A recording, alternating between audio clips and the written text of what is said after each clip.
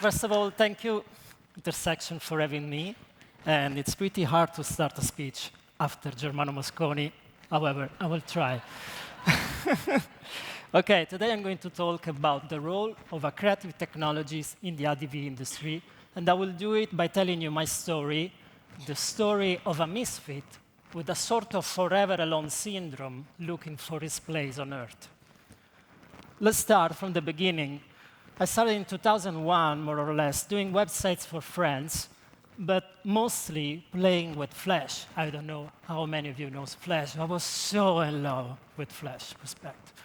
So in love. So in love that I was studying every day that language. In 2008, I started my first job as Flash developer in a small company doing real-time data visualization for big events like FIFA World Cup. That was amazing. I was working hard, studying hard, so much, till I understand that I wanted to work just for me, not for anyone else. And I founded, in 2011, my own company working as a digital service provider for creative companies, so doing websites, big websites, small ones, games, mobile applications, stuff like that, classical stuff, you know. We were working fine, growing year after year, project after project. However, in 2018, something went wrong, and I had a sort of personal crisis. I understood that I was working so hard for someone else's idea. I was a provider, but I wanted to do more. I wanted to change something, but I didn't know exactly what. So in order to move on, I needed to look back at what I did, who I was. And I realized that I covered a lot of different roles regarding the digital production space. I started as a web designer, then front-end developer, Flash developer, back-end developer, any kind of developer. Then I moved to management roles as a project manager, chief project manager, and then CTO. It's like, I don't know, the peak of the mountain for people like me. But any of these roles were not describing me. I was feeling like everything and nothing at the same time. So, citing one of the best movies of all time, Bald, of course, I was not a dog and not a wolf. I was feeling a misfit in my own company. Fuck my life, what I did wrong. But I knew something at that point, that I didn't want to trash all my expertise, but I want to mix and match all my skills to be part of my daily routine, right? So I challenged myself and decided to give a try with a project that I never tried before. I tried to work directly with a client of mine, but working on the creative idea on a pitch. So we started to create the idea. We won the pitch. We started to work together on the design part, and then I developed the project. So I'm going to show you the most complex project that I did so far. Seems like there is no idea. The climate is changing constantly. Every year, Europe generates around 3.5 billion tons of CO2. Still, it's hard to understand the magnitude of the problem if we can't see emissions at all. But what if we made them visible to business leaders that can make a difference? E.ON presents See the City Anew. We took executives on an augmented reality trip through the city in a special car. Hello, welcome aboard. Yeah, that's really nice. Wow.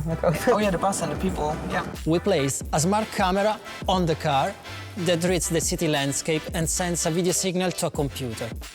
Thanks to live object recognition, our software displays CO2 emissions in real time directly on the car window. All this to inspire our guests to take action and show them how together we can get to zero CO2. All right. Thank you.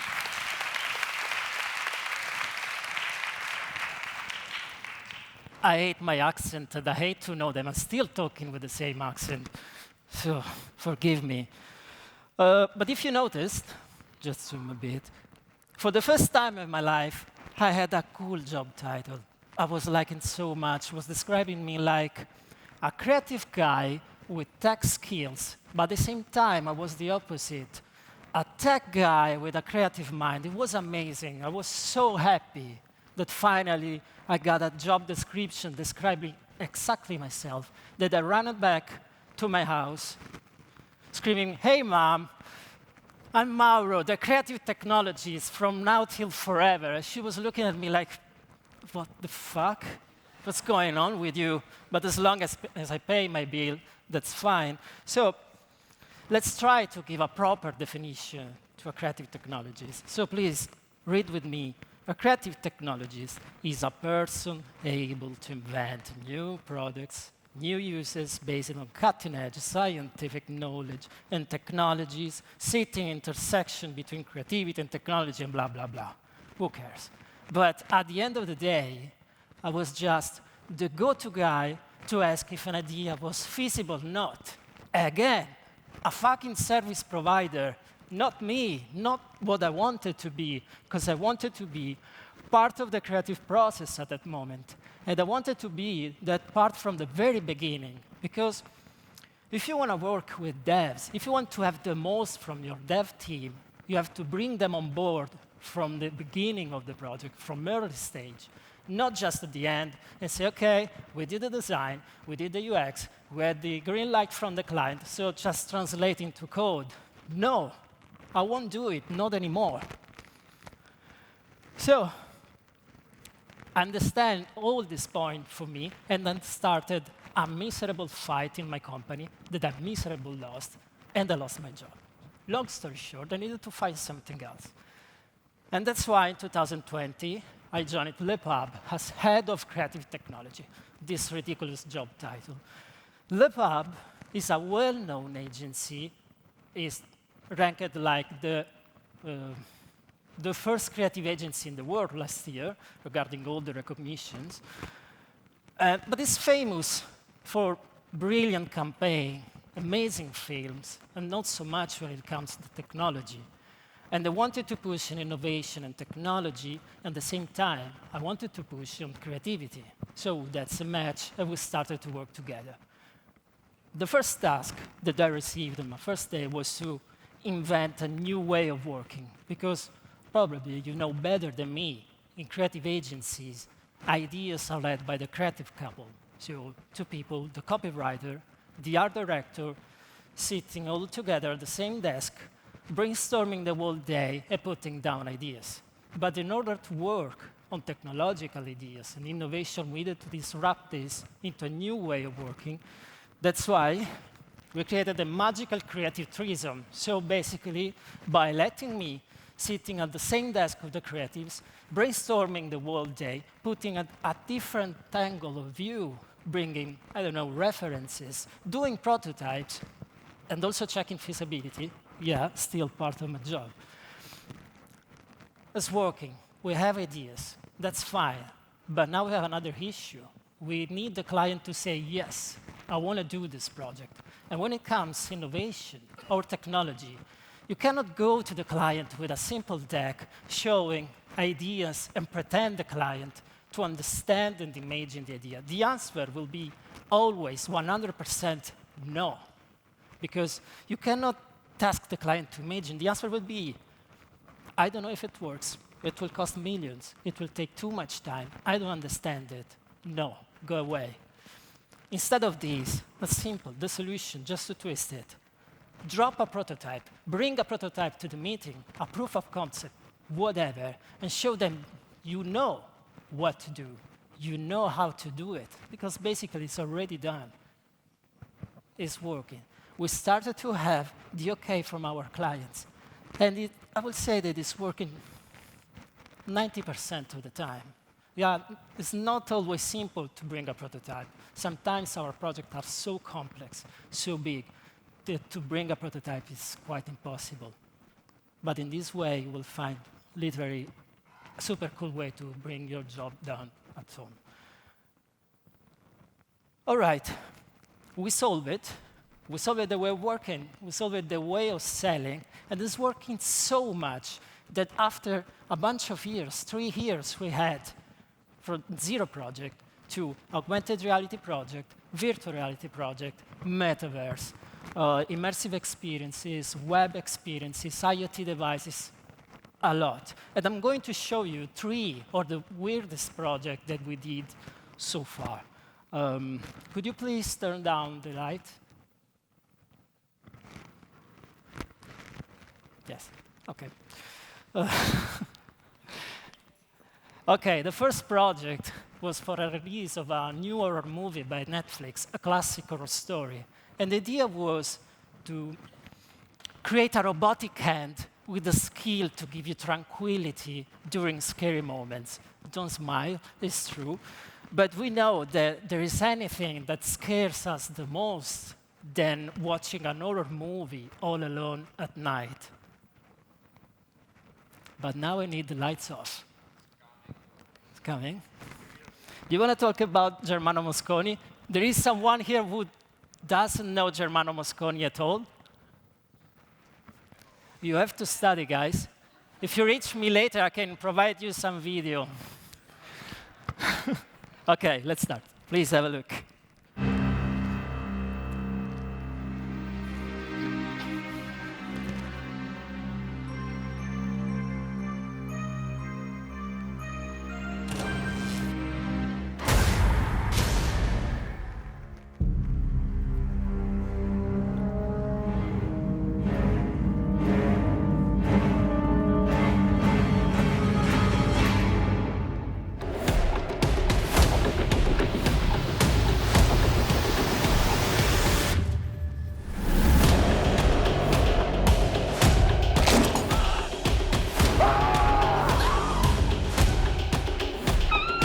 Sembra una mano vera.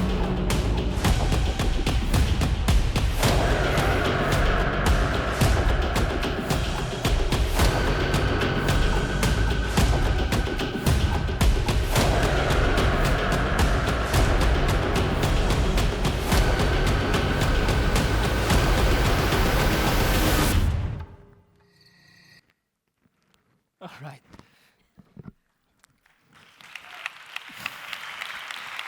Yeah, cool. Thank you. The fun part is it's a very comfortable USB charger. Just think about me the first time, because it was the first project, for real. The first time that I was to my boss, an old lady, saying, hey, Cristiano, listen, I want to do a robotic hand.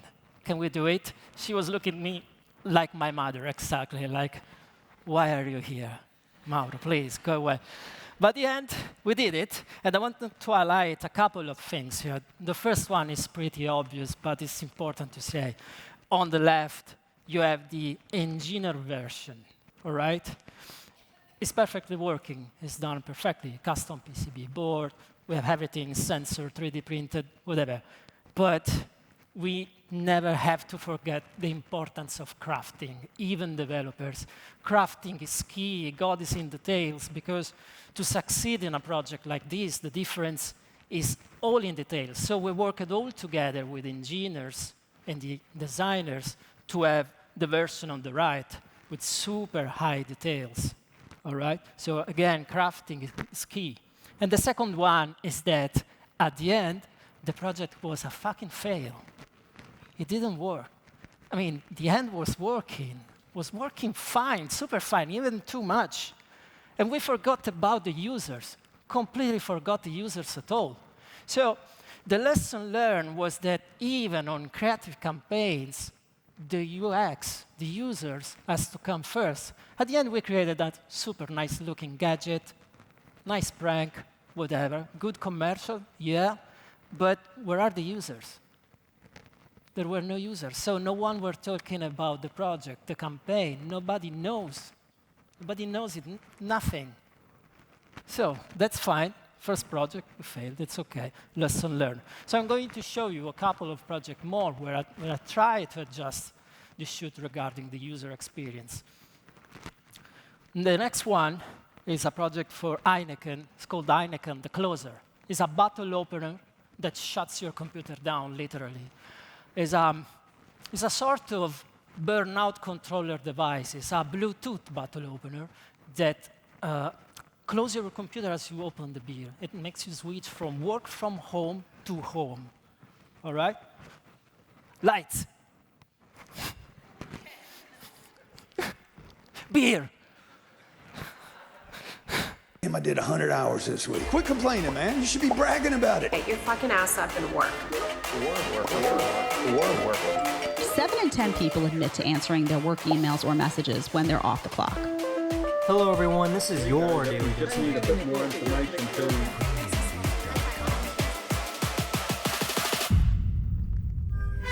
Heineken is launching something called the Closer. Big deal. It's a bottle opener. What makes this bottle opener revolutionary isn't what it opens, but what it closes. This is a gadget that puts your computer to sleep as soon as you open a drink. You open a bottle, the bottle lid triggers the sleep button on your computer. When you actually have it connect with the bottle cap, it completes the circuit, which therefore sends the signal. On this next slide, I'll be discussing how it's actually 5 p.m. I mean, it is perfect that at some moment, your devices should turn off. It actually worked. My computer's asleep. Please welcome to the stage, Billy Eichner. Working people of the world, the Closer. Smile and be open to closing down for the day. This is fantastic. I'm getting you this bottle open. You need that in your life. I want the Closer. Wow, c'est incroyable.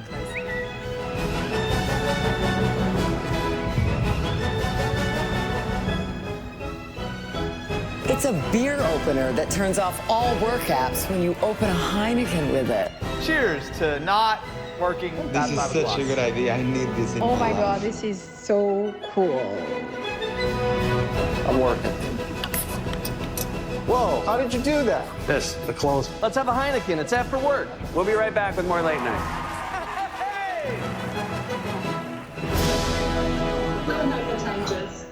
Thank you. Okay, so...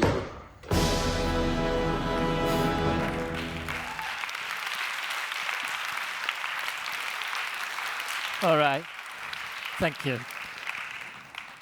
OK, I will say that we learned the lesson of user experience because the device was real and we sold for real to the users. 12,000 units, people were asking for more. The problem was to satisfy the demand. We were not able to satisfy the demand, but it's a success.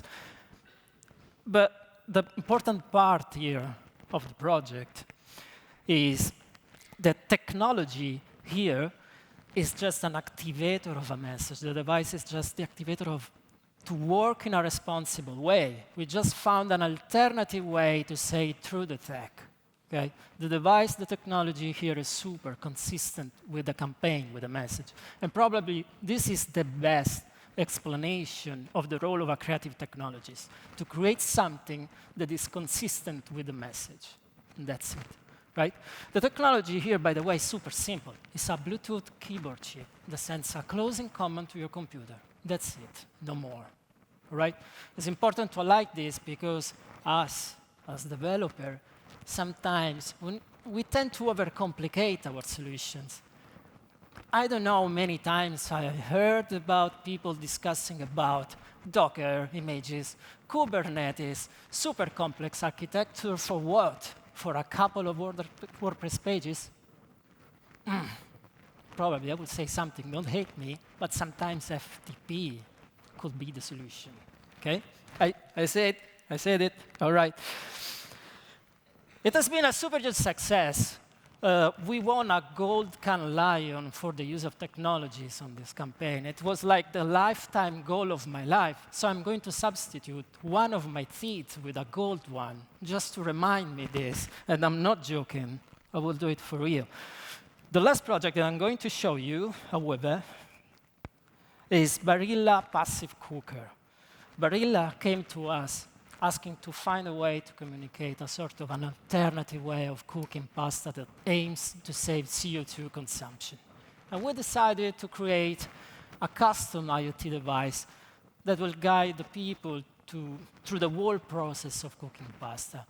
It's the campaign is not for us. I mean, us as Italian, we know how to cook pasta al dente. If you tell us you have to turn off the heat and the pasta will keep cooking, that's fine. But think about the States where people cook pasta for 30 minutes or more, right? All right, so we brainstormed, we ended up with the idea, but we decided we don't want to sell the device to the people because we want to reach as many people as possible. That's why we created an open source project, all right? Showing the last video. Cool. Today's story is about pasta and energy.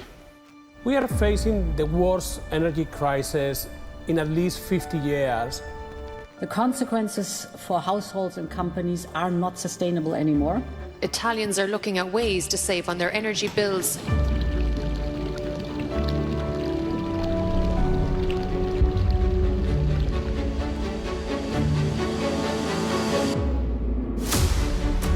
Cook your pasta in boiling water for 2 minutes, and after 2 minutes, you're going to turn off the heat and cover with the lid, and your pasta should be cooked to perfection. After 2 minutes, turn off the water and cover the pasta immediately.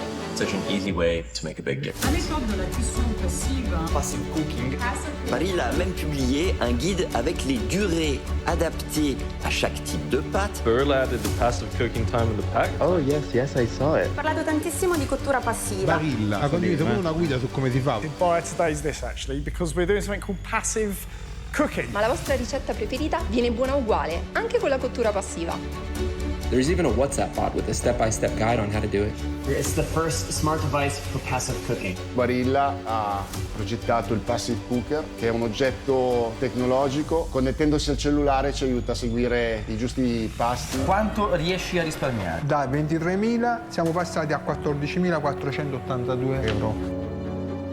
Because instead of creating something that you can buy, they have open sourced the hardware and said, here is a very simple step-by-step instructions for how any maker can make their own perfect pasta making machine.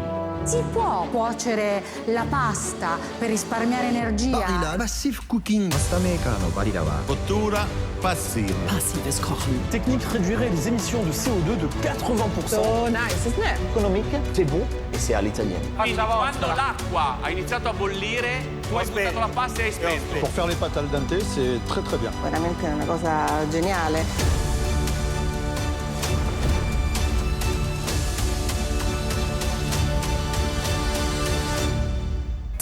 Al dente.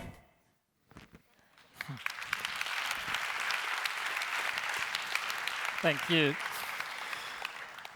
All right. At the beginning, we thought, oh, come on, nobody will do it. Nobody will going to replicate the device for real. But we were wrong because we found the subreddit, GitHub forks, and people discussing about how to change the code, to change the board, etc., etc. It was amazing to see a community moving on something that we invented in our houses. But here the point is all about the users and the ecosystem of the campaign around all the different kind of users. We got the commercial ads on TV, printed ads. Then we got the device for press, influencers. Then we got the open source version for all the makers, so that little angle of person. But at the same time, we had all the rest of the people through the bot, free and accessible to everyone. So the presence of the user has been centric the whole time in this campaign. It has been so huge, successful, that we reached 1.2.5, I don't remember, billion PR reach in just a couple of months after the release. So successful that we won another Cannes Lion regarding innovation. So 2 gold teeth for Mauro, right? This one. OK, please. Now, things are working so much that now we have a dedicated unit within the agency in all the offices around the world. We are a bunch of creatives, technologists, strats, account, working on just innovative and weird projects. Super fun.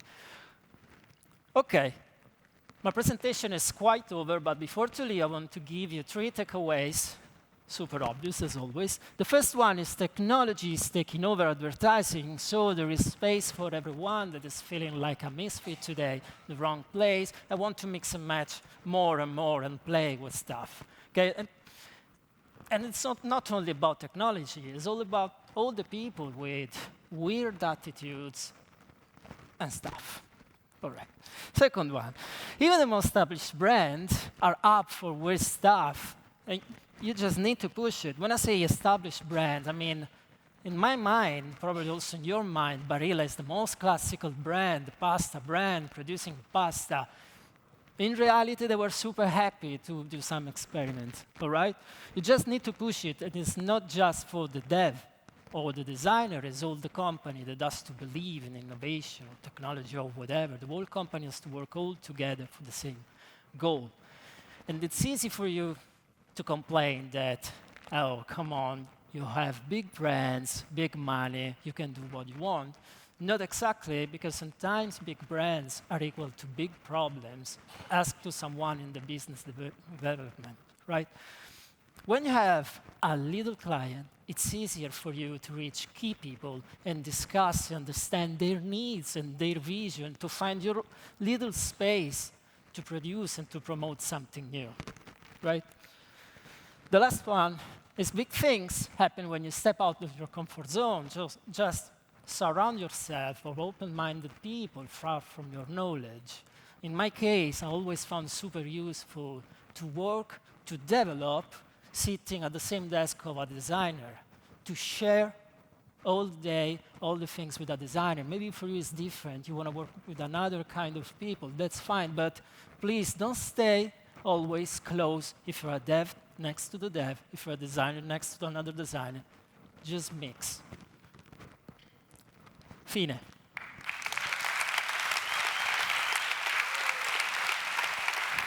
No.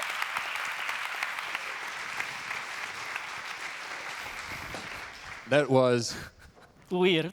Quite some fun. Congrats. Was the first city Munich? Yeah. The one about Essen. the car. Essen. Okay. Questions? Okay. So okay. I remember the bottle opener ad, yeah? By the way. Yes, I didn't know it was you behind it. Good to know. Well, but the pasta cooker too. When you see useless inventions, they're me. Oh, come on. Well, they're fun. Yeah. I'm scared. We finally reached it. By the way, you shared with us some case study, but everything had like technology, like physical objects. Yes.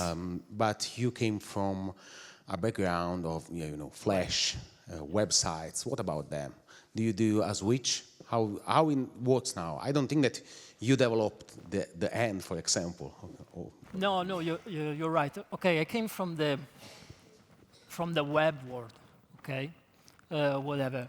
But at some point, for me at least, it was limiting the creativity. I was misleading the creativity with design.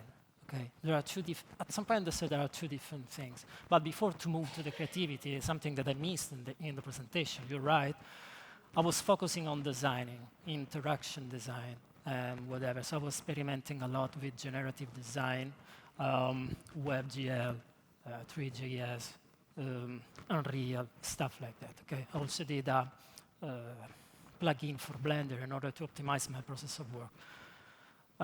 In my case, I talk about creativity because for me, it's like the last point that I'm going to reach.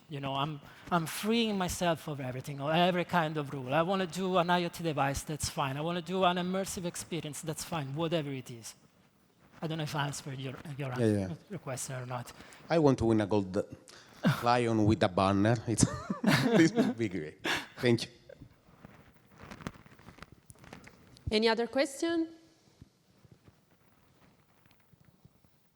Okay. All right. Thank you for the very entertaining presentation. Thank you.